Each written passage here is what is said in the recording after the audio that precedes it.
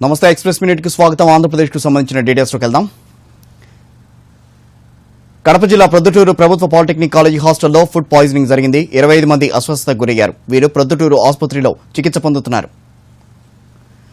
SVIMS director పదవి నుంచి తప్పుకున్నారు వెంగమ్మ. ఈ మేరకు రాష్ట్ర వైద్య ఆరోగ్య శాఖ ముఖ్య కార్యదర్శి ఎల్వి సుబ్రహ్మణ్యంకు రిలీవ్ లెటర్ను అందించారు. గత కొన్నేళ్లుగా స్విమ్స్ లో అవినీతి ఆరోపణలు వెలువెత్తిన నేపథ్యంలో ఆమె తప్పుకోవడం చర్చనీయాంశంగా మారింది.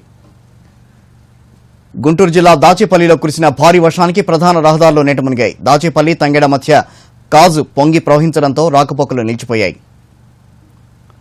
విశాఖ రైతు బజార్లో సబ్సిడీ ఉల్లి కోసం జనం కిలోమీటర్ల బారులు తీరుతున్నారు. కొద్ది మందికి మాత్రమే ఇచ్చి స్టాక్ లేవని చెబుతున్నారని, తూకం కూడా సరిగా ఉండడం లేదని వినియోగదారులు ఆరోపిస్తున్నారు.